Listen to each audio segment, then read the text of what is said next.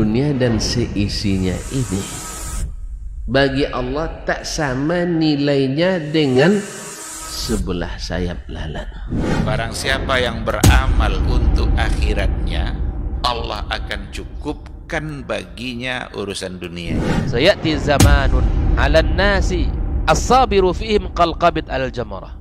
Akan ada satu masa di akhir zaman yang berpegang teguh dengan agamanya seperti orang yang sedang memegang bara api.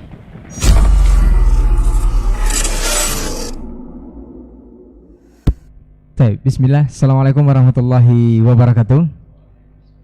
Alhamdulillahirabbil alamin wassalatu wassalamu ala asyrafil anbiya'i wal mursalin wa ala alihi wa ashabihi ajmain, amma ba'd.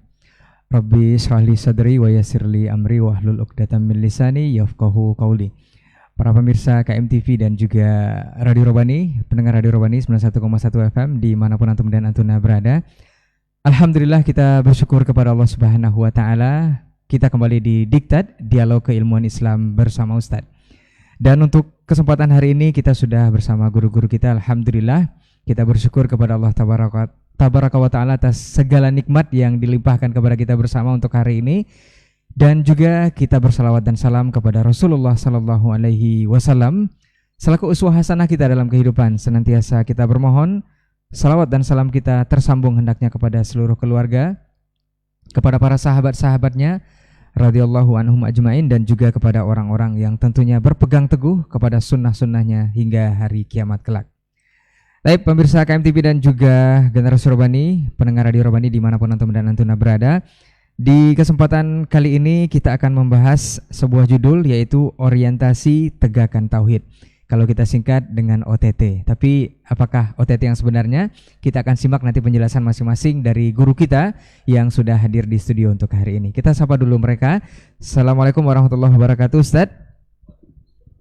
Masya Allah, ini adalah Ustadz Dr. Dasman Yahya Mali LCMA Hafizahullah Ta'ala, guru kita yang selaku juga pembina ataupun pemateri tetap dari Radio Robani. Kemudian ada guru kita Ustadz Dr. Hidayatullah Ismail LCMA Hafizahullah Ta'ala. Assalamualaikum Ustadz. Sehat-sehat ya? Alhamdulillah. Generasi Robani dan juga pemirsa KMTV dimanapun antum dan antuna berada, untuk tidak memperpanjang mukaddimah, kita akan langsung saja dengarkan tema atau bahasan kita untuk hari ini, OTT atau orientasi tegakkan tauhid. Seperti biasa kita minta kesediaan pertama dari guru kita Ustaz Dr. Dasman Yahya Mali LCMA Hafizahullah Ta'ala. Falyatafadhal mashkur Ustaz.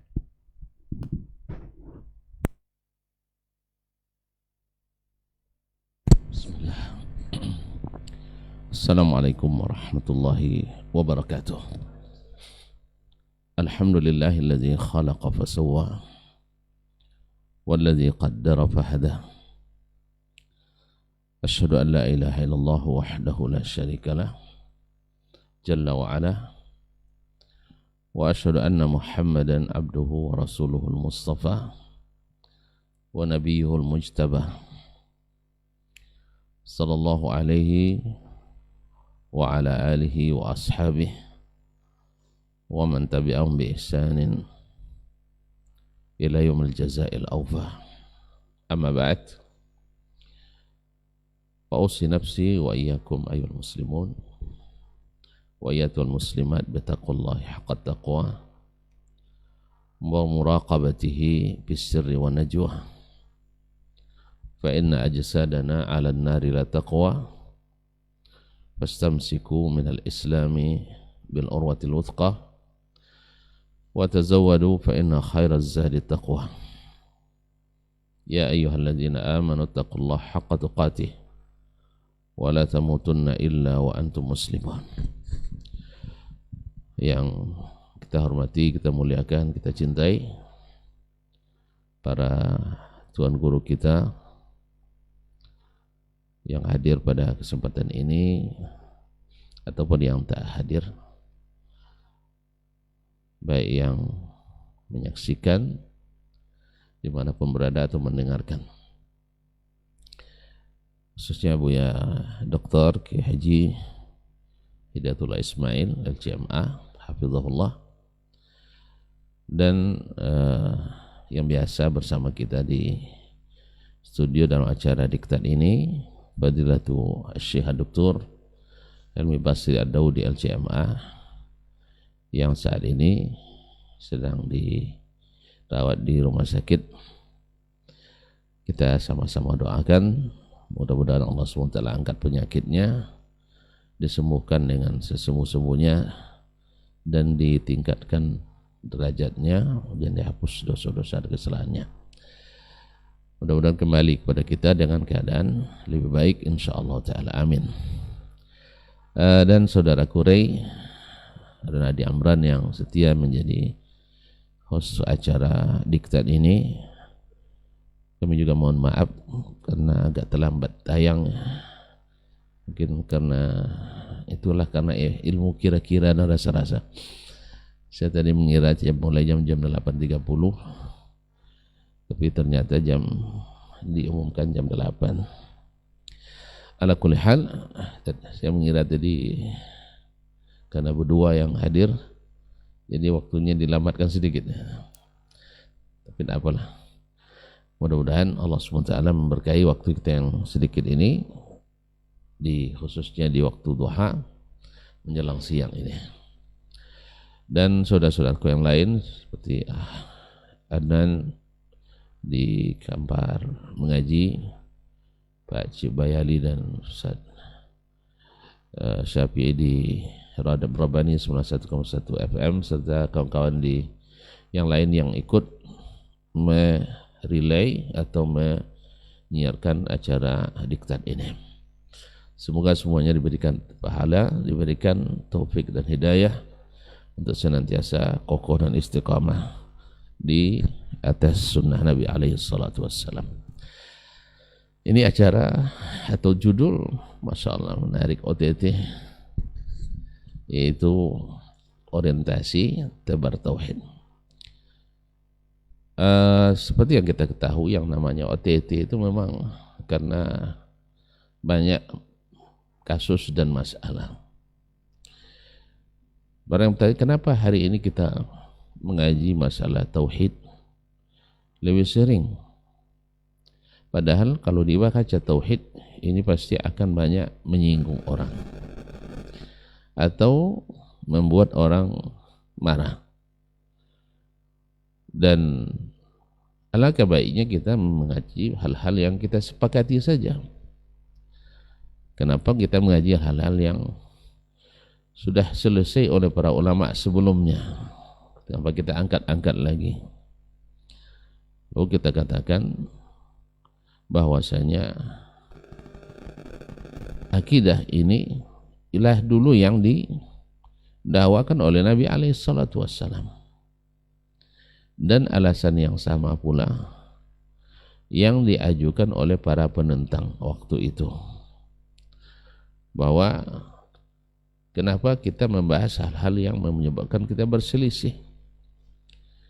Kenapa tidak membahas masalah-masalah sosial yang kita sepakati, atau masalah-masalah ekonomi yang sedang terpuruk, atau stabilitas keamanan yang sedang tidak baik, atau masalah-masalah keilmuan yang membuat teknologi semakin maju dan melesat tinggi dan sebagainya. Maka barangkali kajian kita pada kesempatan ini sedikit menjawab keraguan dalam hati, atau juga mengundang perdebatan semakin sengit lagi. Ini tergantung siapa yang menanggapi. Ma'asyiral kiram yang dirahmati Allah, para pemirsa, para pendengar dimanapun berada, yang saya muliakan, saya hormati dan cintai. Sesungguhnya nikmat yang paling besar yang Allah berikan pada kita adalah nikmat tauhid ini, yang dengannya semua amal diterima. Dan sebaliknya, seburuk-buruk musibah adalah musibah syirik yang merupakan lawan tauhid. Karena dengannya tak satu pun dari kita yang berguna. Amal yang begitu besar, ibadah yang begitu rajin, tapi wa qadimna ila ma amilu min amalin faja'alnahu haba'an mansura. Lalu kami datangkan apa yang mereka amalkan semasa di dunia, lalu kami jadikannya seperti debu yang diterbangkan angin. Kayaknya debu kalau sudah berangin susah untuk diambil kembali, ya, tidak bisa diambil kembali karena terbangnya jauh. Jadi begitulah ibarat Al-Quran, bahwa syirik adalah menyebabkan tak satu pun diterima. Dan bahkan dosa orang yang berbuat syirik tak bisa terampuni. Nah, kenapa pembicaraan tentang masalah ini semakin besar atau semakin sering? Barangkali juga perjawabannya adalah karena pelanggaran tauhid di masa ini juga semakin banyak. Tapi orang tidak menyadarinya. Sebagaimana dulu di zaman Nabi SAW berdakwah, mereka tidak menyadari bahwa mereka sedang berbuat syirik. Sebab bagi mereka bahwa syirik itu adalah dalam bentuk syirik rububiyah, yaitu mengakui ada pencipta yang mengatur alam selain Allah. Itu memang tidak ada mereka lakukan. Barangkali sebagian aliran dalam Islam, khususnya ahlul kalam misalnya hari ini, juga ketika membahas tauhid, ya katanya tidak boleh bagi tauhid Ustaz. Tapi ternyata ada juga pembagian tauhidnya, yaitu tauhidullahi fi dzatihi fala qasima lahu. Itu mentauhidkan Allah pada zatnya, sehingga tidak ada yang sebanding dengannya. Yang kedua, tauhidullah fi sifatihi, mentauhidkan Allah pada sifatnya, fala syabiha lahu, tidak ada syabih yang menyerupainya pada sifat-sifatnya. Yang kemudian yang ketiga adalah tauhidullah fi af'alihi, mentauhidkan Allah dalam perbuatan-perbuatannya seperti mencipta, memberi rezeki, menghidupkan, mematikan. Coba dari ketiga-tiga ini ada nggak menyinggung tauhid uluhiyah, yaitu mentauhidkan Allah dalam beribadah? Semuanya adalah berkaitan dengan rububiyah. Oleh sebab itu para saudara muslim kita dari aliran seperti ini sangat pantang mengaji tauhid uluhiyah. Sebab dulu orang-orang Quraisy juga pantang Nabi mengaji tauhid uluhiyah, dan para penentang Nabi dan Rasul sebelumnya juga pantang dengan dakwah para Nabi itu. Karena dakwah mereka adalah walaqad ba'atsna fi kulli ummatin rasulan an i'budullaha wajtanibut taghut. An i'budullah, yaitu sesungguhnya telah kami utus kepada setiap umat seorang rasul. Tugasnya apa? An i'budullah. An i'budullah, beribadahlah hanya kepada Allah. Wajtanibut taghut, dan jauhi sembahan-sembahan selain Allah, yaitu taghut. At-taghut adalah segala sesuatu yang dijadikan sembahan selain Allah Subhanahu wa ta'ala. Hud datang kepada umatnya mengatakan an i'budullah ma alimtu lakum min ilahin ghairu, bukan min rabbin, min ilahin ghairu. Aku tidak mengetahui ada sembahan bagimu selainnya. Nuh juga mengatakan sama, u'budullah, dan seterusnya. Seluruh nabi mengatakan mentakwalkan tauhid ibadah. Sedangkan para pengikut itu rata-rata mereka, khususnya yang dulu didakwai oleh Nabi SAW di Makkah, musyrikin Makkah, musyrikin Arab pada umumnya, dan jarang sekali yang tidak mengakui Allah sebagai pencipta.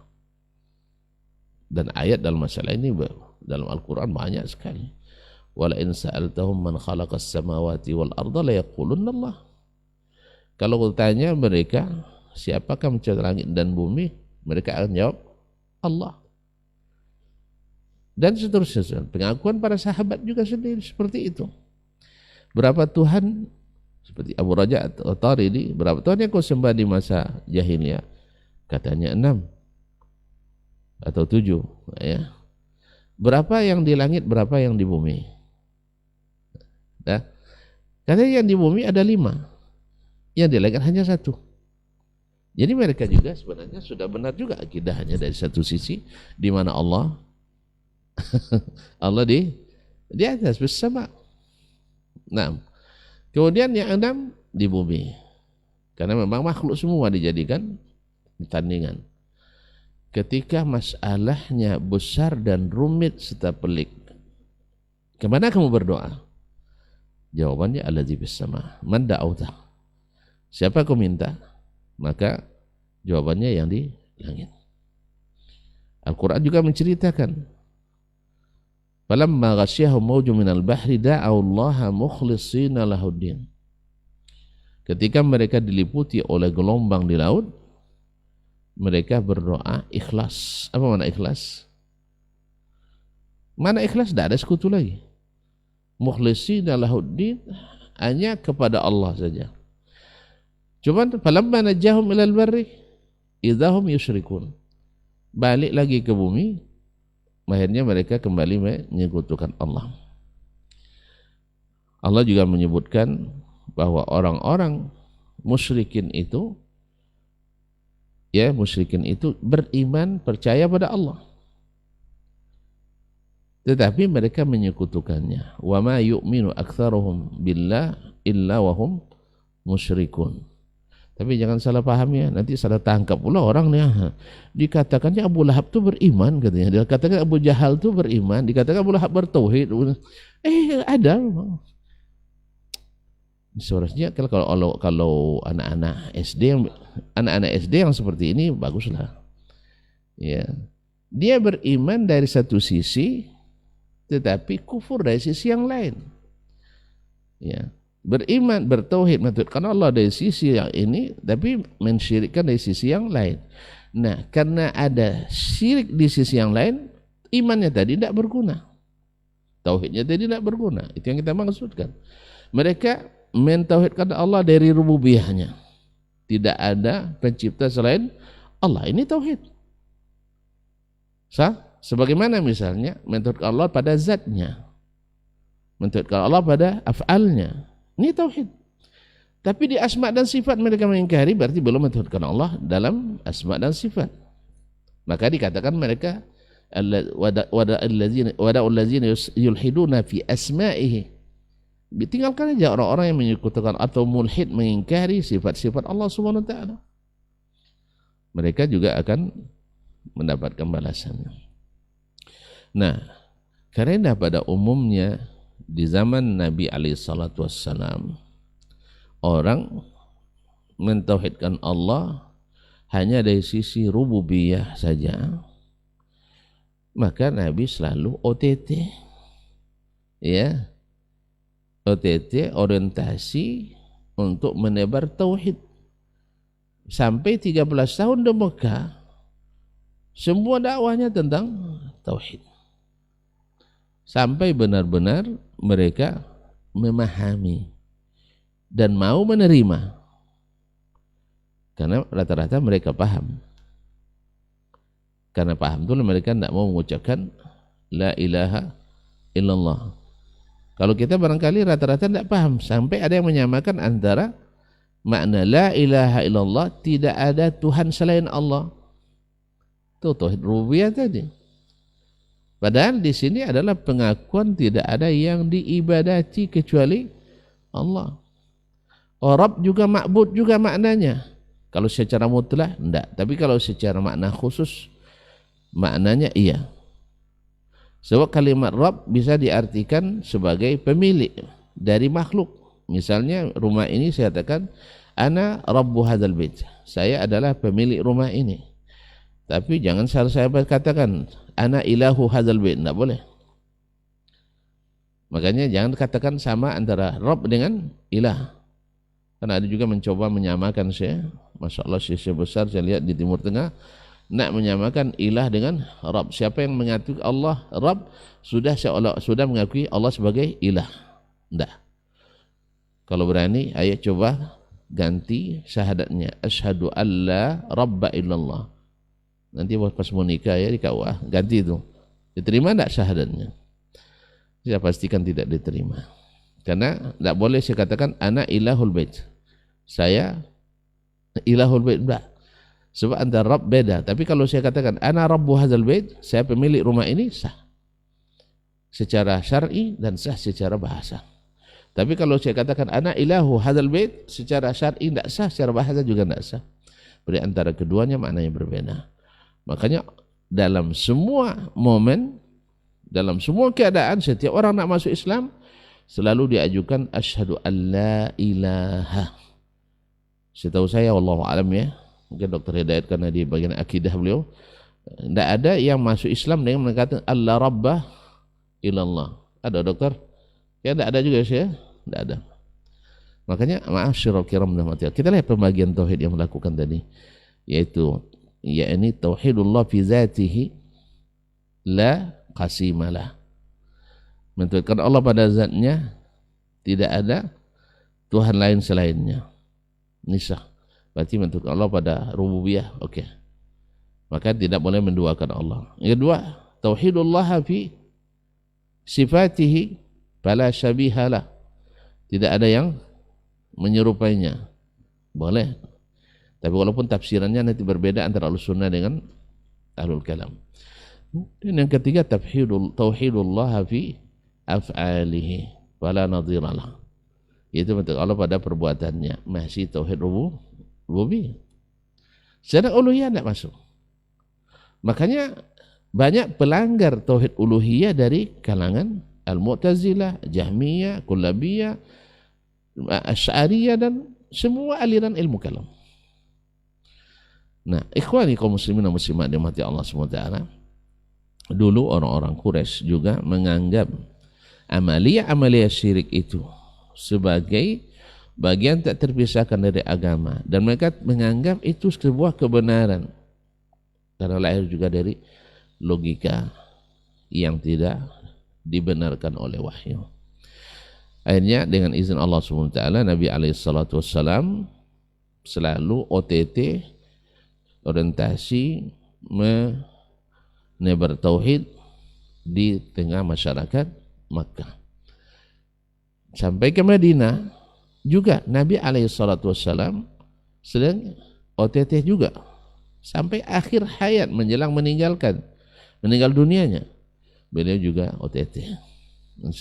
Walaupun di Madinah sudah artinya tauhid yang digabungkan dengan masalah-masalah syariat yang lain. Sebenarnya masalah syariat, tidak ada masalah hukum fikih syariat kecuali juga berkaitan dengan tauhid. Salat misalnya, tidak boleh salat kecuali lillah. Puasa, tidak boleh puasa kecuali lillah. Haji, tak boleh haji kecuali lillah. Menyembelih, tak boleh menyembelih kecuali lillah. Semua juga berkaitan dengan tauhid. Bersumpah, tak boleh sumpah kecuali dengan nama Allah SWT. Menikah dengan nama Allah dan sebagainya. Jadi intinya semuanya ada orientasi tebar tauhid oleh Nabi SAW. Kalau ada yang bilang di Makkah hanya mengajarkan akidah tauhid, sedangkan Madinah hanya khusus syariat, kalau terbalik, salah. Yang benar adalah di Makkah itu fokus pada tauhid, tapi di Madinah tauhid juga hidup di samping turunnya syariat-syariat atau hukum-hukum syariat yang lain. Ikhwani fillah. Kemudian kalau melihat bagaimana perkembangan periodisasi sampai ke zaman ini masalah umat dalam masalah akidah, kita perhatikan bahwa di abad pertama itu golongan sahabat radhiyallahu ta'ala anhum. Abad kedua itu adalah masanya tauhid itu atau ahlut tauhid benar-benar berkuasa, benar-benar dapat ke tamkin, izzah. Ada ahli bid'ah lahir di dua abad pertama itu, tapi mereka tidak mendapatkan tempat di hati masyarakat. Mereka ya dianggap sebagai sampah masyarakat masa itu, seperti Khawarij. Lihat, para sahabat semua yang menolak mereka. Kemudian semua murid sahabat yang istiqamah menolak Khawarij. Walaupun mereka adalah orang-orang yang hebat-hebat. Ya, dan tanda petik kata Nabi SAW, tahqiruna salatakum ila salatihim wa siyamakum ila siyamihim. Kalian merasa rendah ya membandingkan salat kalian dengan salat mereka, puasa kalian dengan puasa mereka. Yaqra'una al-Qur'an, rajin baca Quran, lakin la yujawizu taraqiyahum. Tidak sampai kecuali ke kerongkongan mereka. Lahir Syiah. Syiah juga iya hanya dalam batas titik tertentu saja. Mereka hanya menyebar di Kufah dan sekitarnya saja. Sedangkan negeri-negeri Islam yang lain memandang mereka sebagai orang-orang tersesat, ma'ruf, karena sunnah memang menyebar di tengah masyarakat. Lahir Mu'tazilah, yaitu di masa tabi'in, abad kedua, juga tidak dianggap sebagai ulama, tidak dianggap sebagai ulama, walaupun mereka orang-orang pintar. Ma'asyar kiram dirahmati Allah SWT. Kemudian masuk abad ke-3 Hijriah. Abad ke-3 Hijriah memang masa di mana orang-orang Mu'tazilah sampai kepada pusat-pusat kekuasaan. Ya, puncaknya adalah di pertengahan abad ke-3, di mana banyak diterjemahkan kitab-kitab Yunani ke dalam bahasa Arab, dan tidak sedikit para pemikir Muslim yang terpengaruh oleh pemikiran-pemikiran Yunani itu. Dan itulah orang-orang Mu'tazilah sampai ke puncak kekuasaan, sampai-sampai para ulama sunnah dipaksa. Tetapi walaupun demikian, masyarakat umum masih tetap mencintai akidah yang benar. Masih tetap, walaupun keadaan demikian, imam-imam al-sunnah masih banyak yang berani, seperti Imam Ahmad, Al-Buwaiti, Asy-Syafi'i dan sebagainya. Mereka masih tetap bertahan. Al-Buwaiti kan murid Syafi'i rahmatullahi alaih. Kemudian Ahmad bin Nasr Al-Marwazi sampai dibunuh oleh Al-Ma'mun dan lain-lainnya. Mereka sampai menghalalkan darah para ulama sunnah. Tapi masyarakat secara umum masih menghormati ulama ahli sunnah. Di periode ketiga, itu abad keempat dan kelima, mulai lahir dan menyebarnya paham Asy'ariyah dan Maturidiyah. Tetapi walaupun demikian, para ulama atau masyarakat ahlus sunnah masih menganggap mereka waktu itu belum dihitung sebagai ulama. Ibaratnya kita melihat sekarang para orang-orang orientalis, liberal, para pemikir, profesor-profesor yang tokoh-tokoh agama yang lebih banyak pemikirannya daripada ilmunya. Sepertilah dulu orang-orang memandang orang-orang Asy'ariyah dan Maturidiyah itu. Bahkan di antara ulama seperti Al-Harawi, penulis kitab Zammul Kalam wa Ahlihi, dia sampai melaknat mereka di mimbar-mimbar. Melaknat mereka di mimbar-mimbar. Sampai pada abad ke-6 Hijriah dan abad ke-7 itu mulai Asy'ariyah sampai pula seperti pendahulunya Mu'tazilah ke pusat-pusat kekuasaan. Walaupun demikian waktu itu Ahlussunnah masih juga dapat memberikan pencerahan-pencerahan kepada kaum muslimin. Dan di abad periode kelima atau keempat atau kelima yaitu di abad ke-8 Hijriah. Abad ke-8 Hijriah ini terjadi persaingan yang sangat sengit antara para ahli sunnah dengan Asy'ariyah dan ahli ulama kalam. Di masa itu Ibnu Taimiyah dan murid-muridnya menjadi incaran orang-orang ahli kalam, berkolaborasi dengan orang-orang sufi yang juga banyak lahir dari situ, dan orang-orang Syiah serta orang-orang Mu'tazilah. Akhirnya mereka memegang pentas kekuasaan sehingga buku Ibnu Taimiyah dibakar. Imam Al-Mizzi saja hanya karena membaca kitab Khalqu Af'alil Ibad yang ditulis oleh Imam Al-Bukhari terancam mau dibunuh kalau tidak mau berhenti membacakan kitab itu. Jadi kayaknya ancaman ini terbalik nampaknya sih. Kalau mereka berkuasa, habis kita. Dalam sejarah justru memang yang terbalik. Kalau mereka yang sampai puncak kekuasaan, mereka yang menghabisi, bukan Ahlus Sunnah. Ahlus Sunnah tak pernah sampai seperti itu. Mereka hanya melarang paham-paham yang sesat itu, menjelaskan pada masyarakat. Tapi kalau sampai membunuh, memaksa dan sebagainya, kayaknya tidak ada Ustaz. Sampai menunggal muazzin dan sebagainya, kayak nggak ada kayaknya. Yang ada justru di situ. Kan kalau mereka menuduh Syekh Muhammad Abdul Wahab yang berjuang lebih kurang sampai berdirinya Saudi Arabia itu lebih kurang 40 tahun lamanya. Kemudian melalui perang sekitar 60 kali peperangan seperti disebutkan oleh Jabarti dan juga oleh Ibnu Ghanam, bahwa lebih kurang 60 kali peperangan.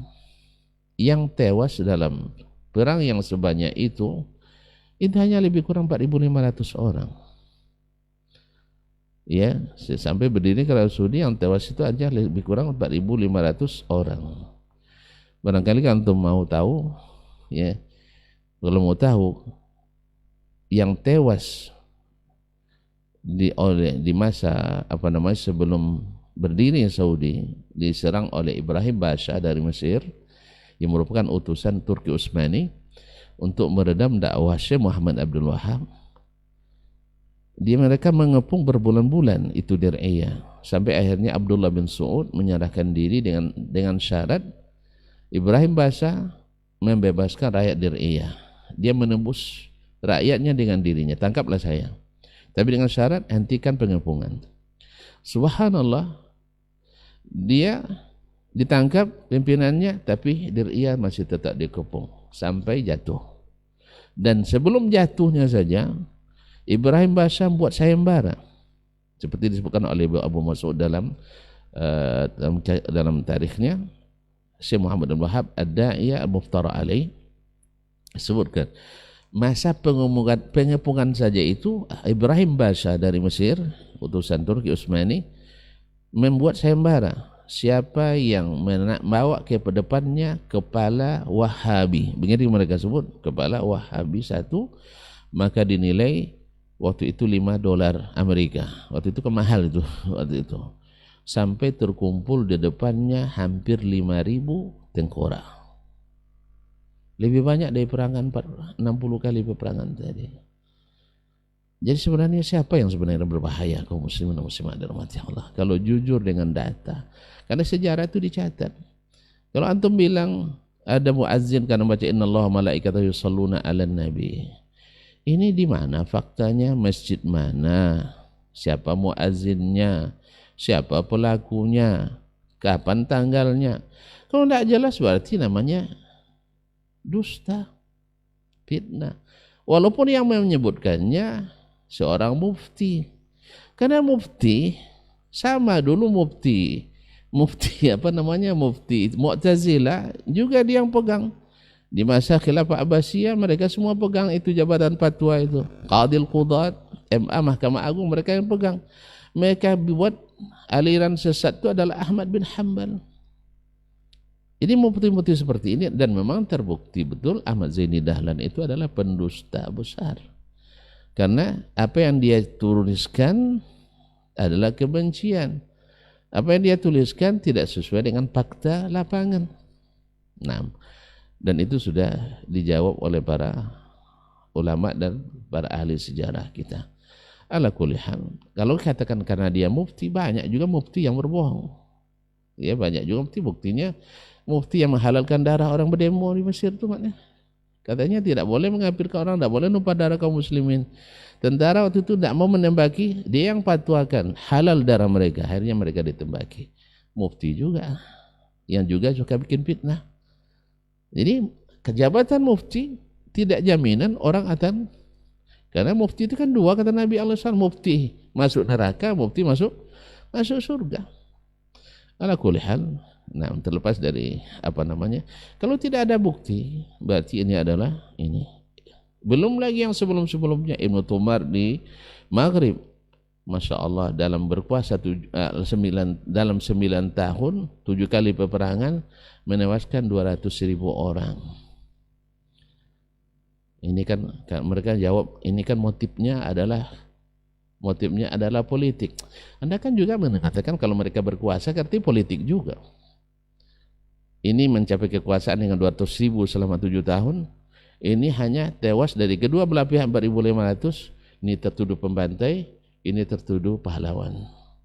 Apa bedanya kita dengan Amerika menilai Israel? Israel membela diri, orang Palestina teroris.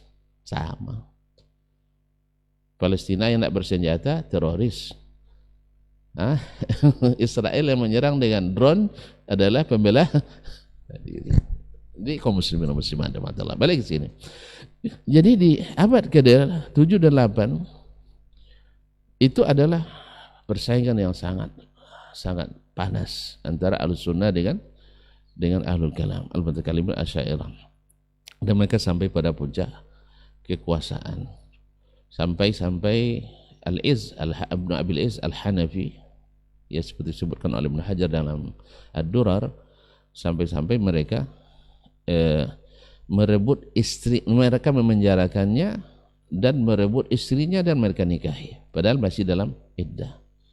Ada muftinya itu yang bolehkan barangkali, karena ahli ta'wil bisa menghalalkan yang tidak halal. Nasallallahu alaihi wasallam. Ma'asyiral kiram, masuk abad ke-9, abad ke-9 dan 10 sampai ke-11 ini boleh dikatakan masa di mana Ahlus Sunnah tiarap. Ada satu-satu yang bicara cuma dengan bahasa-bahasa isyarat. Ya tidak seperti Ibnu Taimiyah di abad ke-8 itu ya. Ibnu Taimiyah memang tegas, demikian juga murid-muridnya. Tapi di abad 9-10 itu boleh dikatakan Ahlus Sunnah tiarap. Akibat apa? Saya lupa tadi di periode yang kelima tadi bahwa kenapa Ahlul Kalam berkuasa, mohon kekuasaan, karena banyak para fuqaha bahkan para ahli hadis yang terpapar virus mereka sehingga menjadi pendukungnya.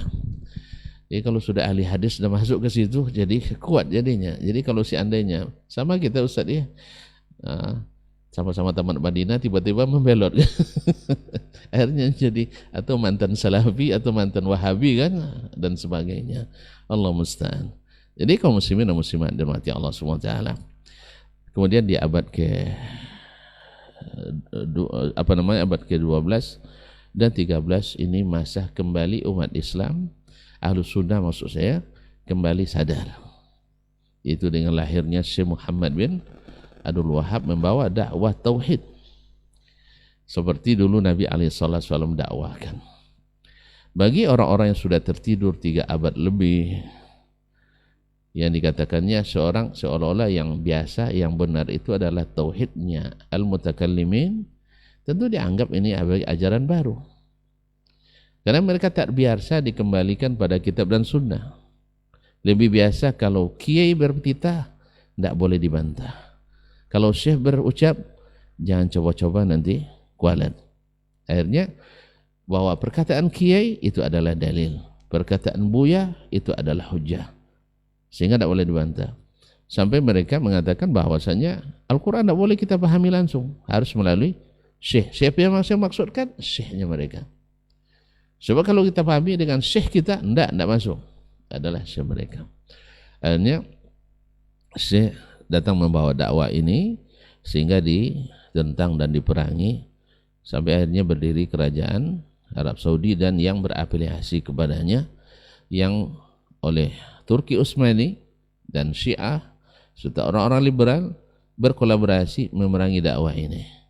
Karena dari sisi pemikiran akan bertentangan dengan pemikiran liberal yang melahirkan Islam Nusantara misalnya di sini.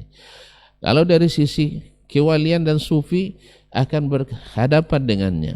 Karena wali dalam Islam tidak ada yang gila dan tidak ada mempersembahkan atau mau menghambakan diri pada kiai dan syekh atau mullah, dan juga akan berhadapan dengan al-mutakallimin walaupun mereka mirip ucapannya sebagai Ahlus Sunnah tapi tafsirannya adalah tafsiran Mu'tazilah. Misalnya mereka mengatakan beriman dengan sifat-sifat Allah. Banyak umat Islam tertipu dengan itu. tetapi tafsirannya adalah tafsiran beda. Misalnya Allah berbicara, tapi bicara seperti apa? Beda dengan penafsiran Ahlus Sunnah yang sesungguhnya. Kemudian abad ke-14, yaitu di abad kita sekarang ini, mulai umat Islam membersihkan akidahnya, membersihkan hal-hal yang bercampur baur, karena memang kitab-kitab referensi sudah bercampur baur. Artinya mulai ada tasfiyatul ilmi, ya, sehingga ada gerakan mentakhrij hadis, kemudian kembali kepada fikih sunnah yang diajarkan oleh Nabi alaihi salatu wassalam. Tentu kalau di sini bergerak, tentu di sana akan bergerak pula. Kalau di sini OTT, maka di sana juga harus siap dengan strategi. Terjadilah persaingan yang seperti yang kita lahir hari ini, sehingga banyak pula mereka membentuk gerakan yang sama, seperti ada gerakan Al-Hanabilatul Judud, jadi seolah-olah menghidupkan mazhab Imam Ahmad bin Hanbal, tetapi dari sisi fikih. Kemudian mereka menyelipkan kesesatan akidah yang dianut oleh sebagian pengikut mazhab Imam Ahmad rahimahullah ta'ala, lalu mereka sisipkan dalam pemahaman tersebut. Dan ini memang yang membawa, yang kepalanya, yang punya ide ini juga mufti yang tadi menghalalkan darah tadi. Nasallallahu alaihi wasallam. Akhirnya kenapa di masa ini kita lebih banyak juga OTT, yaitu orientasi tebar tauhid, karena memang fenomena yang terjadi, hal-hal yang merusak tauhid juga di zaman kita, kadang secara resmi dilindungi. Oleh sebab itu maka karena sayang kepada umat, karena amanah ilmu dan dakwah, ya kita harus menyampaikan walaupun pahit. Sebab seperti yang akan dikembangkan oleh Syekh kita nanti, fenomena syirik dan lemahnya tauhid di abad sekarang ini yang menyebabkan kembali OTT semakin digencarkan supaya ada bersih-bersih akidah, bukan hanya bersih-bersih perbendaharaan negara. Terima kasih dan mohon maaf, mudah-mudahan bermanfaat. Mungkin akan kita kembangkan nanti melalui Syekh Dr. Hidayatullah Ismail atau melalui interaktif dengan para pemirsa atau pendengar. Wabillahi taufiq wal hidayah, wallahu taala alam. Wassallallahu ala nabiyyina Muhammadin wasallam. Wassalamualaikum warahmatullahi wabarakatuh. Waalaikumsalam warahmatullahi wabarakatuh. Baik, jazakallahu khairan untuk pendahuluan materi kita mengenai OTT ini. Masya Allah, kita akan lanjutkan mendengarkan dari guru kita Ustaz Dr. Hidayatullah Ismail LCMA Hafizahullah Ta'ala. Falyatafaddal mashkur Ustaz. Bismillahirrahmanirrahim. Assalamualaikum warahmatullahi wabarakatuh. Alhamdulillah Rabbil Alamin. Wassalatu wassalamu ala ashrafil mursalin Nabiyyina wa habibina Muhammadin wa ala alihi wa ashabihi ajma'in. Asyhadu an la ilaha illallah wahdahu la syarika lah, al-malikul haqqul mubin, wa asyhadu anna Muhammadan abduhu wa rasuluhu al-mab'utsu rahmatan lil alamin. Ya ayyuhalladzina amanu ittaqullaha haqqa tuqatih wa la tamutunna illa wa antum muslimun. Allahumma 'allimna ma yanfa'una wanfa'na bima 'allamtana wa zidna ilma. Amma ba'd.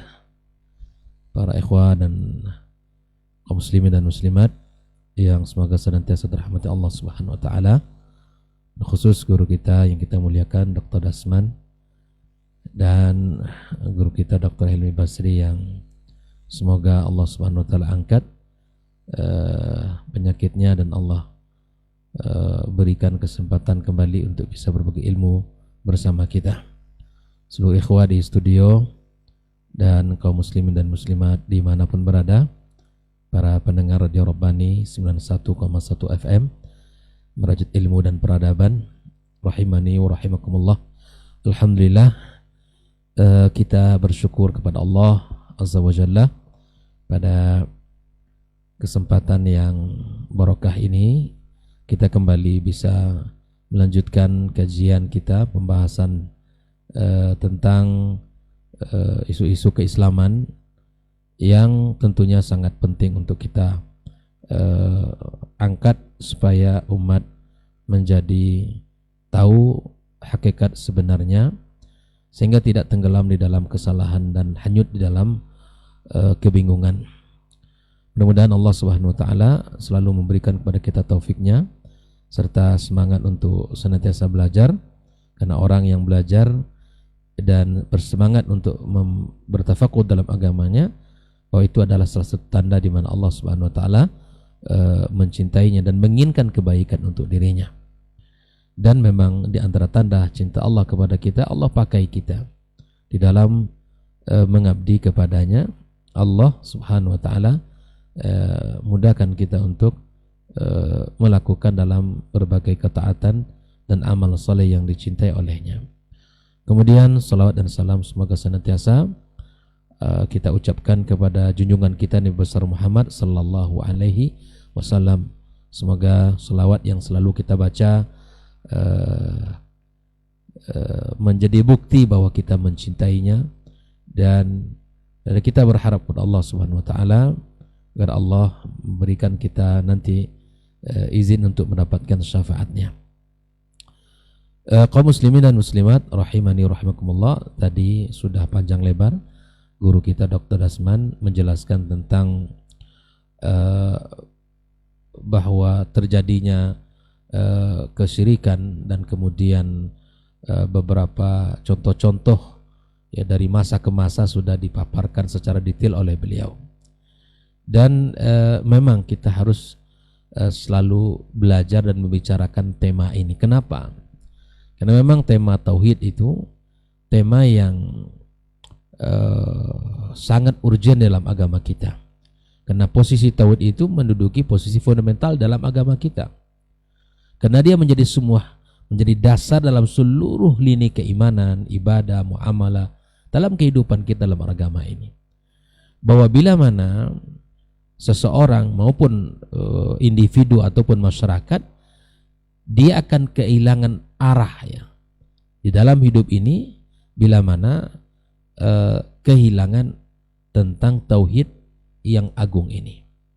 Ya, akibat daripada tidak benarnya orang bertauhid kepada Allah Subhanahu wa taala, maka dia akan salah sikap ya.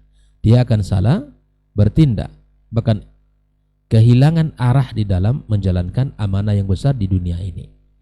Nah, oleh karenanya kita penting selalu belajar dan terus membahas tema ini ya, karena memang banyak penyimpangan tadi seperti yang beliau sampaikan guru kita tadi. Karena banyaknya penyimpangan-penyimpangan, maka banyak juga harus dibahas. Jangan kita berada pada zona nyaman, sudahlah kita ambil hal yang disepakati sajalah gitu. Jangan ungkit-ungkit yang menimbulkan keresahan ataupun mungkin perdebatan. Tidak. Kita tidak sedang memancing dair keruh, dan kita tidak sedang memancing keributan, tapi kita sedang berusaha untuk mengajak diri kita masing-masing dan mengajak umat ini untuk kembali kepada tauhid yang benar. Kenapa kita belajar tauhid? Karena tauhid merupakan dasar dan tujuan kita diciptakan Allah Subhanahu wa taala. Semua kita tahu keberadaan kita di dunia ini adalah untuk beribadah kepadanya. Allah Subhanahu wa taala mengatakan, "Wa ma khalaqtul jinna wal insa illa liya'budun." Inilah tugas utama kita. Ya, bahwa kita beribadah kepada Allah Subhanahu wa taala. Dan liya'budun dalam ayat tersebut para ulama mengatakan liyuwahidun, agar kita mengesahkan Allah Subhanahu wa taala. Kita beribadah kepada Allah dan menyembah Allah Subhanahu wa taala semata. Dan tidak akan mungkin orang bisa menyembah Allah dengan benar ya, dan tidak akan mungkin orang bisa menyembah Allah Subhanahu wa taala dengan baik, dengan tulus dan ikhlas, kecuali dengan ilmu yang benar dan didasari dengan tauhid yang benar. Ya.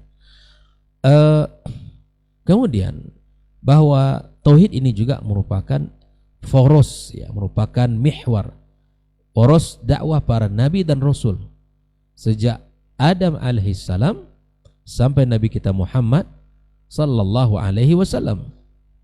Ya, sebagaimana telah disebutkan dalam banyak ayat Allah SWT menyebutkan, walaqad ba'atsna fi kulli ummati rasulin walaqad ba'atsna fi kulli ummati rasulah an i'budullaha wajtanibut taghut. Itulah Allah utus setiap umat itu seorang rasul. Seruan mereka cuma satu, an i'budullah, agar kalian menyembah kepada Allah Subhanahu wa taala. Dan dakwanya para anbiya satu. Ya. Dakwanya para anbiya satu, walaupun syariatnya berbeda-beda. Nabi SAW mengatakan bahwa mereka ini berasal dari Adam alaihissalam. Ya, syariat mereka berbeda-beda, tapi agama mereka satu, yaitu dakwatut tauhid. Dakwatu at-tauhid.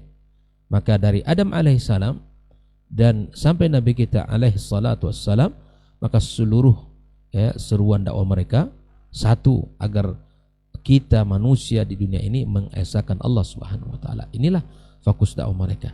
Nah, karena itu fokus dakwah para anbiya dan rasul, kita mesti fokus di dalam membahasnya. Jangan kita anggap sepele. Jangan kita anggap hal yang ringan dalam pembahasan tauhid ini. Ya. Nah, yang ketiga, ikhwatal kiram rahimakumullah, bahwa tauhid ini merupakan salah satu kewajiban yang pertama dan yang terakhir dalam hidup ini. Ketika Rasulullah SAW mengutus Mu'adz, ya, maka dia mengatakan, wahai Mu'adz, sesungguhnya engkau akan berdakwah kepada kaum dari ahli kitab, maka hendaklah yang pertama yang kamu serukan adalah mengajak kepada mengucapkan la ilaha illallah, agar memurnikan ibadah kepada Allah Subhanahu wa taala, mengajak mengesahkan Allah Subhanahu wa taala. Inilah yang harus pertama kali. Makanya dimanapun ikhwatul kiram, yang diperbaiki itu adalah tauhidnya dulu. Nabi alaihissalam, Nabi kita di Mekah, yang mengajak berdakwah, ya kemudian yang didakwakan adalah dakwatut tauhid, yang mengokohkan dasar-dasar agama ini, ya, mengokohkan dasar-dasar agama ini. Belasan tahun Nabi di kota Mekah menguatkan pondasi-pondasi tauhid, dan pondasi-pondasi yang lainnya di antara syariat itu nanti lebih dikuatkan di kota Madinah. Nah, oleh karenanya ikhwatul kiram, dakwah Nabi sallallahu alaihi wasallam bukan hanya pada dakwah tauhid, tapi mencakup seluruhnya. Tapi Nabi SAW mengawali dakwahnya adalah dakwatut tauhid. Nah, siapapun ingin memperbaiki satu bangsa, kemudian kehidupan masyarakat, atau kehidupan satu negeri, satu kampung, awalilah dengan memperbaiki tauhid. Ajarkan kepada mereka dakwatut tauhid, kenalkan mereka kepada Rabb mereka, kenalkan mereka tentang hak-hak Allah, kenalkan mereka kepada kewajiban-kewajiban mereka dan hak-hak Allah Azza wa Jalla yang agung yang mesti kita tunaikan. Nah, dan kewajiban tauhid merupakan kewajiban terakhir, dan ini yang kita inginkan, bahwa ketika menjadi orang yang akhir kalimatnya di dunia ini kalimat la ilaha illallah, maka dia akan masuk ke dalam surga Allah Subhanahu wa taala. Man kana akhiru kalami la ilaha illallah dakhala jannah. Ini yang kita harapkan, bahwa kita semua mati di atas tauhid ini dan mengakhiri kalimat kita kalimat tauhid. Karena kalau tidak, maka disitulah kerugian besar nanti akan menimpanya.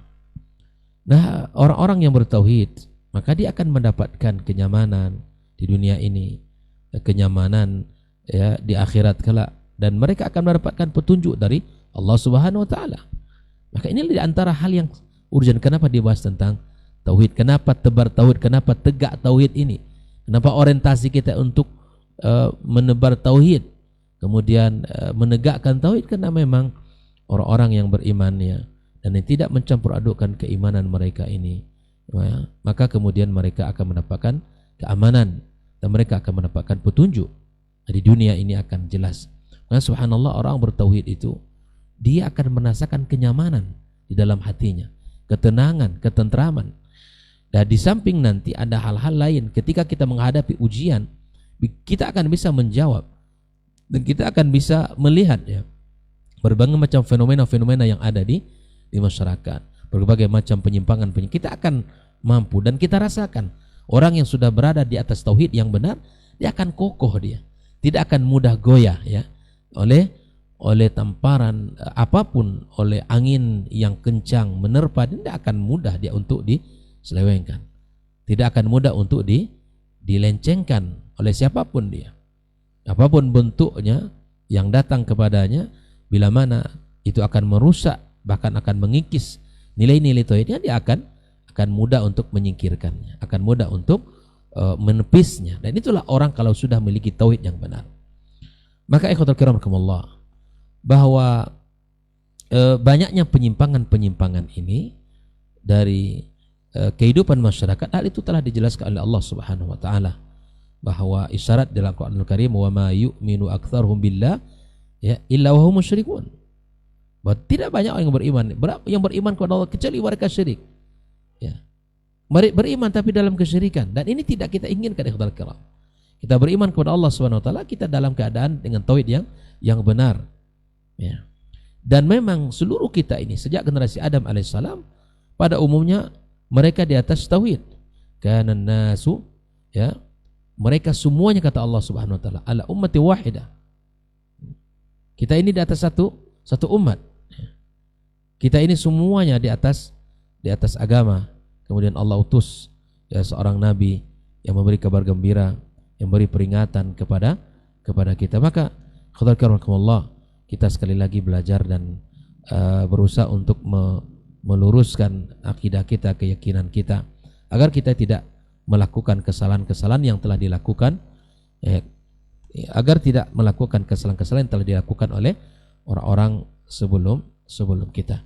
Nah, penyimpangan-penyimpangan ya sungguh sangat banyak di dalam kehidupan ini, baik itu tentang rububiyah Allah Subhanahu wa taala, baik itu tentang uluhiyah Allah Subhanahu wa taala, dalam tauhid asma dan sifat, semua terjadi penyimpangan-penyimpangan itu. Di dalam tauhid al-uluhiyah ini sangat penting sekali, karena sesungguhnya memang orang-orang yang telah meyakini Allah sebagai Rabb, ya seharusnya dia memang menyembah Allah Subhanahu wa taala. Seharusnya mereka beribadah kepada Allah dan tidak mensyirikkan Allah Subhanahu wa taala.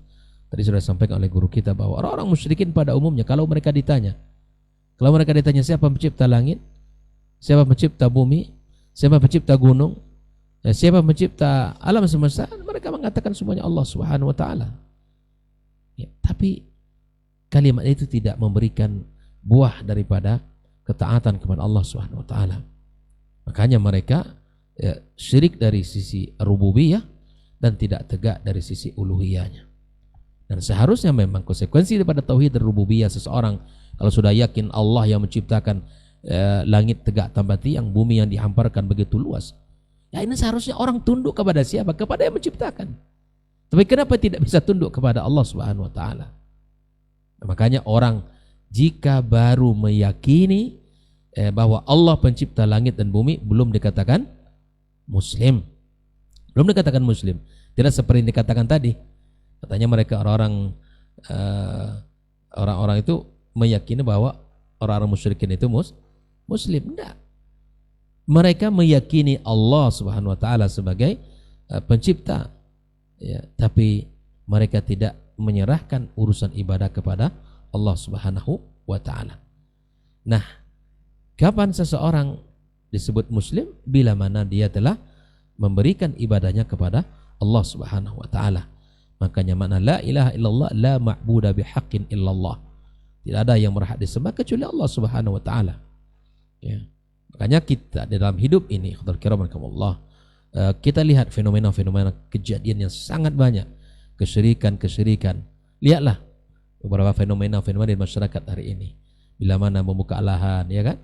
Maka mereka menyembelih sesuatu hewan, kemudian mereka serulah penghuni hutan itu, mereka hadiahkan kepalanya, mereka hadiahkan darahnya untuk penghuni hutan itu. Ketika mereka mengadakan aktivitas untuk seperti yang kita lihat di beberapa budaya-budaya, ritual-ritual yang kemudian mereka memanggil pemilik hutan itu Allah Subhanahu wa taala. Ini mereka enggak tahu meruka Allah Subhanahu wa taala. Pemilik lembah, pemilik hutan, pemilik kayu, Allah Subhanahu wa taala. Ini ada kesyirikan. Ini adalah penyimpangan yang sangat dahsyat, ini kezaliman yang paling besar. Maka jauhkan dalam hidup kita. Kesyirikan-kesyirikan seperti ini mesti ditinggalkan. Masih bergantung masyarakat kepada jimat-jimat, kepada benda-benda yang dianggap keramat. Ya, ini juga kesyirikan-kesyirikan yang juga harus dihindari dalam kehidupan masyarakat. Masih banyak Jangan. Saya masih ingat dulu salah seorang dekan di kampus kita itu Ustaz ya. Dulu Allah yarham, meninggal dekan itu ya. Beliau setiap mahasiswa baru masuk UIN Suska Riau dilakukanlah kalau tidak salah dulu ruqyah masal gitu ruqyahnya. Kemudian setelah itu ya tumbang satu persatu. Nah setelah ditanya kemudian dicari informasi itu, ternyata semuanya apa? Membawa barang bawaan, ya kan? Ada tulisan Bismillah terbalik, ada Al-Fatihah yang ditulis dengan cara penulisan, ya. Ada kain putih yang yang diikatkan di lengan, di pinggangnya, macam-macam. Ada yang batu. Nah hasil daripada proses itu ya terkumpullah ya sebanyak kantong ya beras 10 kilo itu. Ini menandakan bahwa tauhid masyarakat kita masih jauh dari yang diajarkan oleh Rasulullah sallallahu alaihi wasallam. Ini menandakan. Ya ini ditanya kenapa kamu memakai ini? Nah, yang satu mengatakan ini dipakai Ustadz supaya kalau nanti di Pekanbaru ya kalau jatuh naik motor ndak luka gitu kan. Nah, ini kan begitu. Masih percaya itu masyarakat kita. Nah, ini kenapa kamu pakai ini, kamu yakini ini? Ini kata kakek, ya kan? Kalau dibawa ini ndak ada laki-laki yang mengganggu nanti. Nah, macam-macam. Ada juga kabarnya gitu kan, bawa jimat ketika ujian munaqasyah. Ujian munaqasyah. Kebetulan yang mengujinya baca ayat kursi terus, zikir pagi sorenya ndak pernah tinggal, ndak mempan itu jimatnya. Na'udzubillah, pingsan dia dalam munaqasyah. La ilaha illallah. Ini ya kalau ada orang bangun rumah masih didarahi rumahnya, atau ada orang beli mobil atau motor kemudian didarahi motornya, ini untuk apa? Nah semua ini kan masih yakinnya seseorang kepada ya benda-benda tadi yang akan bisa menjaganya, yang akan bisa menyelamatkannya. Ya. Dan ada beberapa sebulan yang lewat kalau tidak salah, ada salah seorang ustadz ya yang kebetulan meruqyah di masjid dekat rumah kami itu. Ya, dia anak pesantren, anaknya di pesantren perempuan. Sudah hampir 3 bulan ini ya dia melihat makhluk halus dan menakutkan, lalu akhirnya dibawalah ruqyah, ditunjuklah salah seorang ustadz ini dan diruqyahlah di tempat di dekat masjid dekat rumah itu. Dan kebetulan saya juga duduk di situ, lalu kemudian dari ruqyah itu sampai 3 kali ruqyah kata dia, dan itu kemudian hari terakhir pengalaman ustadz ini bahwa meruqyah itu ya berpindah-pindah sakitnya. Kata dia sakit di sini, ruqyah pindah ke sini, dari kiri pindah ke bawah dan seterusnya. Nah pengalaman ustadz ini kata dia biasanya kalau meruqyah ini pindah-pindah biasanya ada bawaan sesuatu gitu, tahjimat entah apa. Akhirnya dari zuhur sampai menjelang maghrib itu ditanya, Pak, Bapak ada nggak yang Bapak pakaikan sama anak Bapak ini? Oh ada Ustadz katanya. Kenapa nggak dari tadi cerita katanya? Ya subhanallah. Sekarang ada sama anak perempuan Bapak? Ada. Di mana dipasang? Dipasang di 2 tempat. Pertama di pinggangnya, kemudian di lengan kanannya. Ternyata disitulah memang sakitnya itu. Ya Allah Pak, ini tangkal. Bapak kasih sama anak Bapak ini untuk apa? Ya itulah, biar nanti dia di pondok tidak diganggu. Ya justru hal itulah yang mengganggu dia, yang mengundang pengganggu dia. Bayangkan akidah masih dangkal. Ya kan? Ini terjadi. Dia anak pesantren. Ya, anak pesantren. Akhirnya ya bapaknya saat tadi meminta untuk mencopotkan barang tidak hamil dibakar. Setelah itu alhamdulillah dia merasakan betapa ringannya badannya, akan dia seperti terlahir dalam keadaan yang subhanallah sungguh sangat merasakan kenyamanan di hatinya. Nah, tangkal, jimat, kemudian benda-benda yang dianggap keramat ya. Ini adalah sesuatu yang menyelisih akidah kita ya Allah. Maka oleh karena itu belajarlah. Nah, hal yang paling banyak di dalam kesalahan-kesalahan atau penyimpangan-penyimpangan ini tidak lain dan tidak bukan karena kejahilannya. Di samping kejahilan, ya ghulu, termasuklah pengkultusan terhadap seorang tokoh ketika dia masih hidup, ya ini juga menjadi sebab utama terjadinya kesyirikan, ya kemudian sehingga ya, orang masih hidupnya orang kalau dia lewat, ya kemarin saya lihat beberapa video baru kemarin lewat, subhanallah, seorang ustadz ya lewat, semua yang depannya semuanya rukuk kepadanya. Ini ajaran dari mana begitu ya? Dan inilah nanti pada akhirnya kalau dia meninggal dunia terjadilah pengkultusan. Nanti kalau dikuburkan maka kuburan itu akan dibangun. Kemudian di situ akan dijadikan maksab ya, untuk duniawi. Ya orang-orang datang ke situ untuk mencari karomah, adib. Ya, ini penghasilan daerah jadi nanti. Ya, ini menjadi subhanallah, ini sudah terjadi. Dan meminta kepada ahli kubur, meminta kepada jin, meminta kepada syaitan. Nah, ini ada sesuatu yang mesti kita hindari. Nah, kenapa kita harus membahas tentang akidah ini? Karena masih banyaknya ya kecurigaan kita dan masih banyak penyimpangan tentang akidah kita. Kita ini terlahir dalam keadaan merdeka. Gak ada orang yang bisa intimidasi kita, siapapun. Gak ada orang yang bisa ya menekan kita. Siapa tidak ada? Kita ini hamba Allah Azza wa Jalla. Jadilah hamba Allah yang terlahir, yang taat dan patuh beriman sejak lahir. Sejak di alam rahim kita sudah bersumpah kepada Allah. Hanya Allah Rabb kita. Di dunia terlahir dengan izin Allah, dengan karunia Allah, dengan nikmat Allah. Bersyukurlah kepadanya dengan cara menyembahnya, dengan cara yang benar. Ya, lakukan sesuatu yang Allah sukai. Jangan lakukan sesuatu yang Allah murkai dalam hidup ini. Ya, sesuatu yang Allah cintai apa? Ibadah. Makanya ketika Rasulullah SAW bertanya kepada sahabatnya, ya, atadri ma haqqullah 'alal ibad? Maka dikatakan, wa ma haqqul ibadi 'ala Allah? Maka sahabat tadi mengatakan Allah wa Rasulullah alam. Maka hak Allah atas hambanya apa?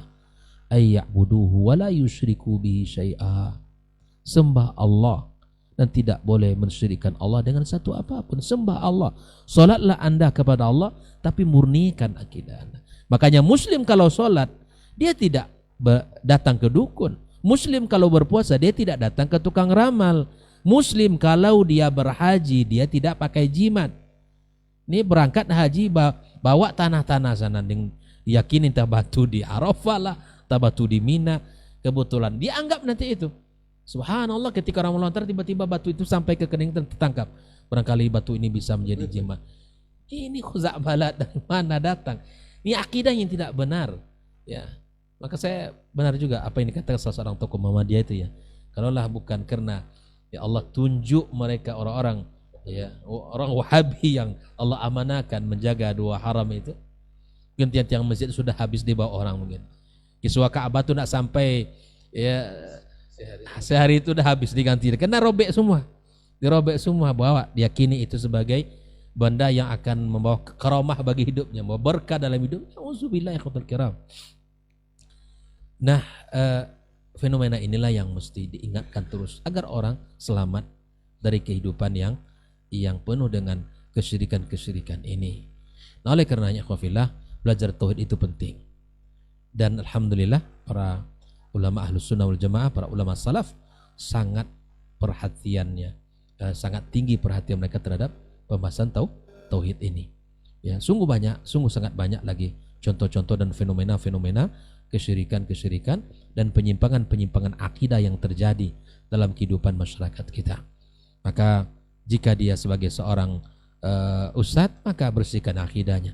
Bila mana di posisinya sebagai seorang orang tua, maka jadilah orang tua yang benar akidahnya, seorang ibu yang benar akidahnya, sehingga mendidik anak-anaknya dengan baik dan benar di atas akidah yang sahihah. Kalau dia sebagai seorang guru, jadilah seorang guru yang memiliki akidah yang sahih, ya, memiliki akidah yang benar.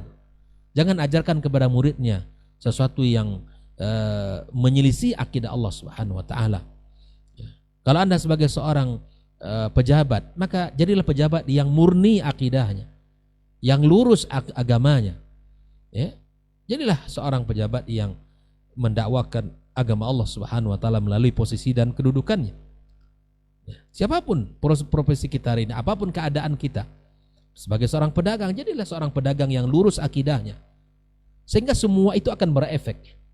Semua itu tauhid ya akan berefek dalam kehidupan keluarganya.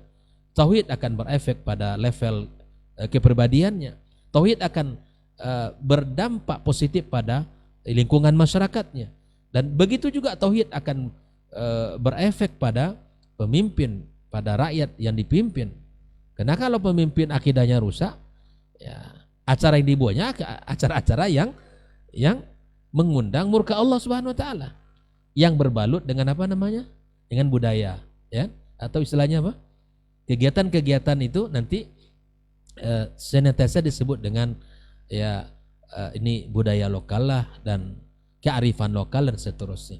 Acara-acara yang dibuatnya nanti acara-acara yang berbau kepada kesyirikan. Acara-acara yang selalu menyelisih agama Allah Subhanahu wa taala. Jangan. Inilah pemimpin yang lurus akidahnya, ajak masyarakat untuk berilmu, ajak umat untuk senantiasa cerdas dalam agama. Buatlah kebijakan-kebijakan yang bisa mengundang rahmat dan pertolongan Allah Subhanahu wa taala untuk negeri ini. Jangan lakukan ritual-ritual, kegiatan-kegiatan yang merusak agama Allah Subhanahu wa taala. Oleh karenanya kita penting untuk membahas tauhid ya, untuk orientasi tebar tauhid atau tegak tauhid itu penting sekali karena itulah syiar kita dan itulah yang diinginkan Allah Subhanahu wa taala. Bahkan kita di dunia ini dan di akhirat kelak selamat karena tauhid kita. Ya, karena tauhid kita. Bahkan ketika Nabi ditanya oleh salah seorang sahabat, siapakah orang yang paling berbahagia nanti dengan syafaatmu? Ya, maka itulah orang yang bertauhid. Man qala la ilaha illallah ya khalisan min qalbih, yang mengucapkan kalimat la ilaha illallah ikhlas tulus dari hatinya yang paling dalam, lalu dia menyerahkan ketaatannya kepada Allah Subhanahu wa taala. Maka kita melihat fenomena-fenomena yang terjadi di masyarakat, penyimpangan-penyimpangan ini tidak terlepas daripada lemahnya pemahaman tauhid, dangkalnya pemahaman tauhid ini. Sehingga apa? Sehingga sangat mudah percaya kepada para dukun, kepada tukang ramal, mudah percaya kepada benda-benda yang dianggap keramat, ya, benda-benda yang dianggap karomah dan seterusnya bisa mendatangkan manfaat. Nah, semua itu adalah makhluk lemah seperti kita lemah, dan tinggalkan semua itu. Tinggalkan semua benda-benda itu. Yakinlah hanya kepada Allah Subhanahu wa taala. Mintalah kepada Allah yang maha segala-galanya. Allah khabir. Ya, Allah tahu apapun yang ada dalam hati kita, dalam diri kita. Allah sami'. Ya, Allah maha mendengar, Allah basir, maha melihat. Hanya kepadanya kita mengadu dan hanya kepadanya kita serahkan segala urusan kita. Ya, mudah-mudahan dengan sering kita belajar tauhid, akidah kita selamat, agama kita juga berada di atas pemahaman yang benar, dan amalan kita ya juga benar, ya tidak menyimpang, dan agama kita sesuai dengan apa yang diharapkan dan sesuai dengan tuntunan ya Rasulullah sallallahu alaihi wasallam. Semoga kita dan keluarga kita, bahkan masyarakat kita, ya para pemimpin-pemimpin kita berharap kepada Allah Subhanahu wa taala kita diberikan keselamatan dan kebaikan di dalam menjalankan agama ini. Allah jaga kita dari kesyirikan dan penyimpangan-penyimpangan berupa penyimpangan dari sisi rububiyah, dari sisi uluhiyah dan asma dan sifatnya. Semoga kita jadi orang-orang yang muwahhidin, ya, yang dengannya kita akan mendapatkan kebahagiaan dunia dan akhirat kelak. Wabillahi taufik, demikian yang bisa saya sampaikan. Barakallahu fikum. Assalamualaikum warahmatullahi wabarakatuh. Waalaikumsalam warahmatullahi wabarakatuh. Taib, jazakallahu khairan Ustaz untuk materi kita di kesempatan hari ini. Semoga apa yang sudah disampaikan oleh guru-guru kita mengenai tema OTT ini dalam arti yang berbeda, dan insya Allah ini adalah arti atau singkatan yang sebenarnya untuk kita senantiasa menebarkan atau menegakkan tauhid menjadi orientasi utama dalam kehidupan kita, dan inilah yang akan menyelamatkan kita seperti yang sudah disampaikan oleh guru kita tadi. Sebelum kita jawab pertanyaan yang masuk di 082174909911, kita juga mengajak seluruh pemirsa dan juga pendengar untuk sama-sama kita berdoa kepada guru kita Ustaz Helmi Basri yang biasanya hadir bersama kita di diktat ini. Mudah-mudahan beliau diberikan kesembuhan dan kesehatan seperti sedia kala dan bisa berbagi ilmu bersama kita kembali di kesempatan berikutnya. Baik, kita izin Ustadz jawab pertanyaan yang ada di layanan WhatsApp kita Ustadz. Assalamualaikum warahmatullahi wabarakatuh Ustadz. Semoga Ustadz berdua senantiasa dijaga Allah dan diberkahi ilmunya. Izin bertanya Ustadz. Ustadz, bagaimana cara menyampaikan atau berdakwah kepada dukun Ustadz? Yang mana dukun tersebut adalah pemuka masyarakat yang dihormati di kampung Ana Ustadz, dan juga merangkap sebagai pengurus masjid. Bahkan tak jarang juga menjadi imam sholat berjamaah. Dan kita sudah mengetahui kesalahan-kesalahannya Ustadz, tapi belum mempunyai ilmu yang kuat dalam menyampaikan kepadanya. Apa nasihat Ustadz dan bagaimana caranya? Bahkan Ana saat pulang kampung jadi tidak mau berjamaah ke masjid Ustadz, karena imamnya selalu beliau. Barakallahu fiik Ustadz.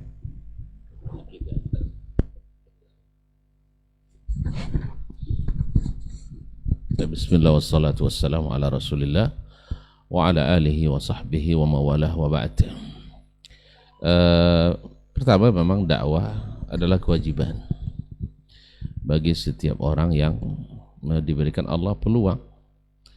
Ada kalanya fardu, ada kalanya fardu ain, ada kalanya fardu kifayah. Kemudian dakwah juga harus memiliki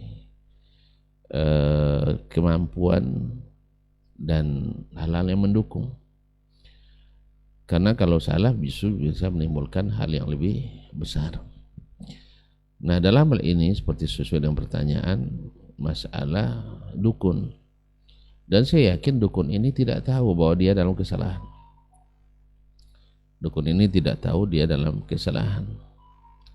Oleh sebab itu kita juga harus pastikan dulu bahwa dia ini tidak tahu atau sudah tahu. Yang kedua, kita harus paham ilmu bahwa ini adalah benar-benar salah dengan dalil-dalilnya. Sebab kalau kita nanti mencegah syubhat dengan syubhat yang baru, justru akan memperkokoh syubhat yang ada. Yang ketiga, di antara yang ini selain kemampuan ilmiah, juga ada kemampuan strategi. Ada orang yang tidak bisa ditundukkan dengan dengan hujah, tapi bisa ditundukkan dengan hadiah. Misalnya kita hadiahkan buku yang mungkin bercerita tentang masalah tauhid, yang di dalam pembahasannya tentu ada masalah mendatangi dukun. Kemudian juga harus ada keterangan apa yang dimaksud dengan pedukunan, sebab banyak dari kiai dia menyangka itu sebagai suatu ilmu putih, ya, bahwa pedukunan itu adalah syar'i. Yang tidak boleh itu adalah ilmu hitam, itu sihir. Sedangkan ilmu yang ini kan ada syubhatnya, kan ada selawatnya, ada syahadat di dalamnya, dicampur-campur kan itu. Jadi karena ada syubhat tadi, sehingga dia tidak menganggap itu sebagai sesuatu yang salah. Jadi harus ada keterangan. Dan yang ketiga, barangkali dengan mengajak, dengan tetap berbuat baik kepada ngajak untuk mengaji yang di dalamnya terdapat hal-hal yang menjelaskan kepadanya. Misalnya apabila selalu online, kita kirim aja kajian-kajian para ustadz, tapi yang istilahnya yang masuknya tidak memponis, menjustis, ya. Karena ada sebagian kita memang lebih banyak justifikasinya daripada ajakannya. Barangkali sebagian orang ini tidak pas. Tapi kalau yang biasa dosis tinggi, kalau pendekatan kita tidak pas pula. Jadi dia kan barangkali kan orang belum ngaji, maka berikan dosis rendah dulu, yang sifatnya mengajak dan membimbing, bukan menghukum atau menggurui. Apalagi sudah jadi imam masjid, ya, khatib. Jadi ini perlu strategi-strategi. Dan yang paling bermanfaat di sini juga dialog. Tapi memang tadi harus kita menguasai. Imam Abu Hanifah rahimahullah pernah berdialog dengan Khawarij. Akhirnya membuat orang itu taubat. Ya, dengan dalil mereka sendiri. Dengan dalil mereka sendiri. Ya. Yaitu ketika Abu Hanifah rahimahullah ta'ala ditanya tentang bagaimana sikap Anda terhadap kami, apakah mengkafirkan atau tidak? Kata Abu Hanifah, dia tidak mengkafirkan kecuali yang Allah kafirkan. Habis itu dia pergi, kecuali orang kafir. Nah, akhirnya dipanggil lagi, yang masuk kami itu kami. Nah, kalau apanya, lalu dia sampai dia berdialog, semua ayat akhirnya membuat orang ini tersudut karena dia marah sama Abu Hanifah karena dia anggap berdosa besar karena tidak mengkafirkan orang kafir menurut mereka, pemerintah. Lalu Abu Hanifah malikkan, Anda menghukum saya kafir itu yakin atau dugaan? Katanya, saya kira kalau gitu Anda telah berbuat dosa besar karena Allah mengatakan ya ayyuhallazina amanu ijtanibu katsiran minadh-dhanni inna ba'dadh-dhanni itsm. Berarti Anda sudah kafir karena telah mengkafirkan saya dengan zan. Akhirnya dia bertobat, alhamdulillah. Akhirnya dia bertobat dari pahamnya tadi. Dan yang seperti ini sangat-sangat penting. Jadi kita bukan menggurui tapi dengan berdialog. Nah, di sini pentingnya untuk berilmu. Saya juga sarankan kepada saudara yang bertanya untuk selalu intens berkonsultasi dengan dai yang ada di sekitar situ, yang dai sunnah atau dai yang paham tentang masalah ini. Wallahu taala alam. Kita ada tambahan dari Syekh. Fadal, Ustaz. Apalagi memang dalam kondisi kita lebih kecil usianya daripada tokoh tersebut, itu sudah jelas ya, bahwa itu akan menjadi penghalang.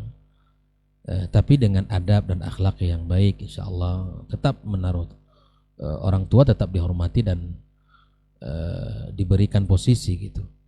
Tapi dengan cara kita ya, tetap dengan ditambah ilmu, ya kita berilmu, kemudian dia tetap dihormati, diberikan posisi sebagaimana dia memang dihormati orang di negeri itu, di kampung itu, gitu. Bahkan ditunjuk sebagai imam ya kan. Nah, tunjukkan bahwa kita sayang kepada dan peduli kepadanya. Dan memang jangan langsung bicara tentang apa yang ada pada dia.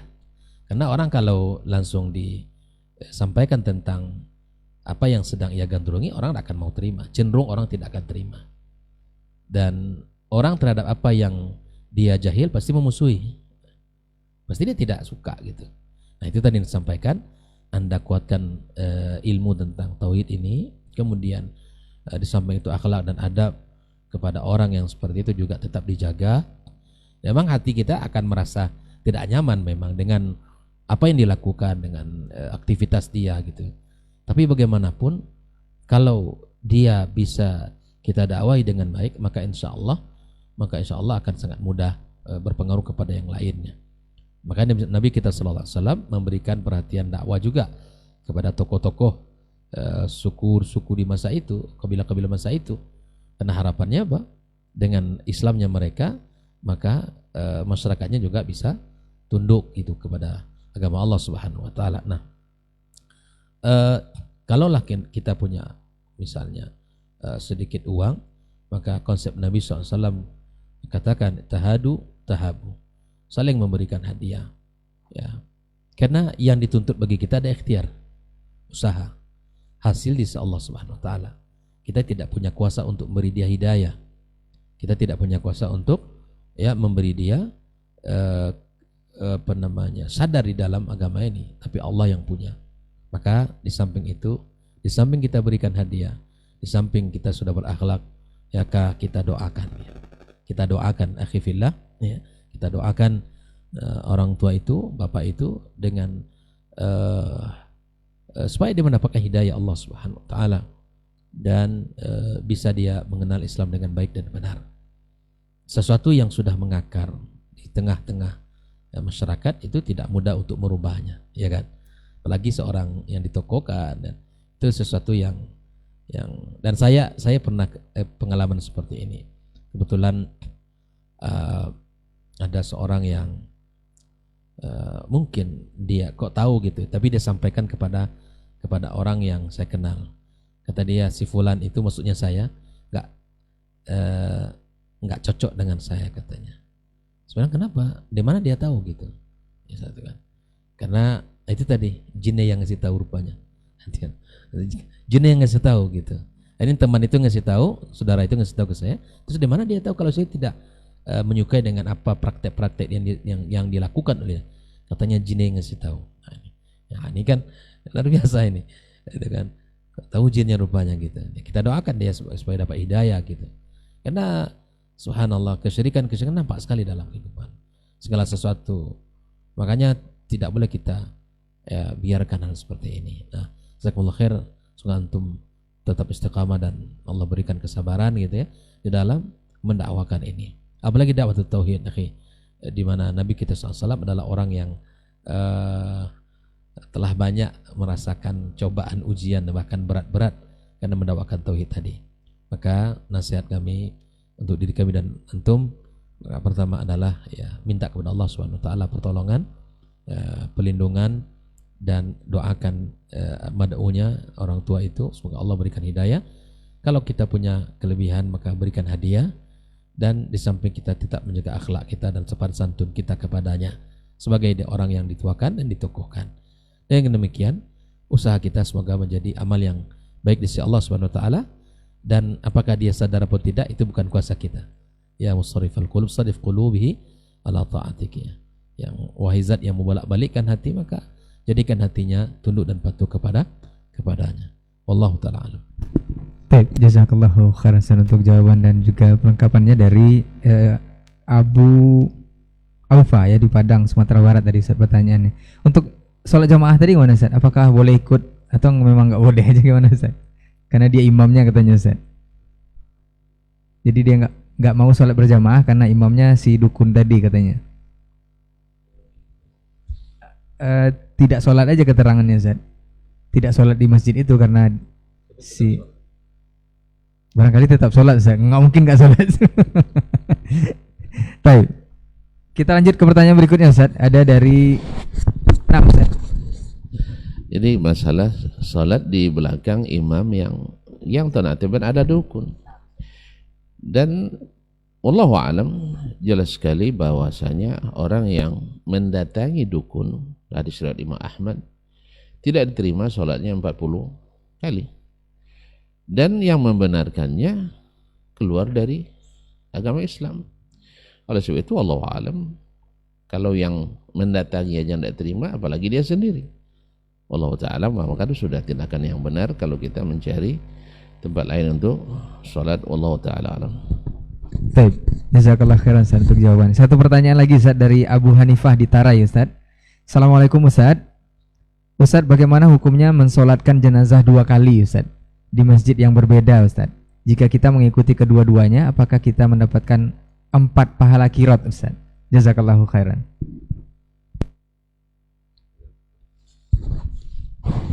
Taib, kalau pada asalnya kan sholat jenazah itu disolatkan sekali langsung diantar ke kuburan. Tetapi wallahu alam, saya tidak juga tahu dalilnya yang melarang untuk sholat beberapa kali. Sebab Nabi SAW dulu disolatkan oleh sahabat secara bergiliran satu-satu orang. Jadi sholatkan berkali-kali. Adapun disolatkan 2 kali oleh orang yang sama, wallahu alam, saya tidak mengatakan tidak boleh, tapi juga tidak mengatakan itu sebagai sunnah. Tapi kalau ada yang melakukan, saya tidak punya dalil untuk melarangnya. Wallahu alam. Baik, jazakallahu khairan untuk jawabannya. Mudah-mudahan Abu Hanifah di Tarai bisa paham, dan juga ini tentunya adalah ilmu untuk kita bersama di hari ini. Baik, sepertinya ini adalah akhir dari perjumpaan kita di Diktat kali ini. Mudah-mudahan apa yang sudah kita bahas dan kita diskusikan dan kita dapat dari guru-guru kita bisa kita amalkan dalam kehidupan sehari-hari, dan yang penting adalah memang orientasi pertama dalam kehidupan adalah untuk menebar dan menegakkan tauhid.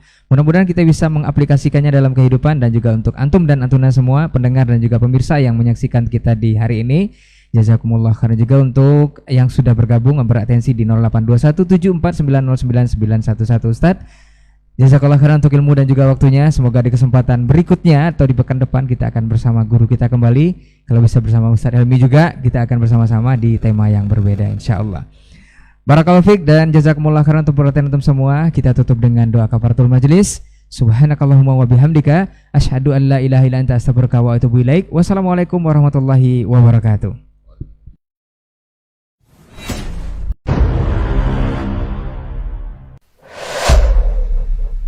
dunia dan seisinya ini bagi Allah tak sama nilainya dengan sebelah sayap lalat. Barang siapa yang beramal untuk akhiratnya, Allah akan cukupkan baginya urusan dunia.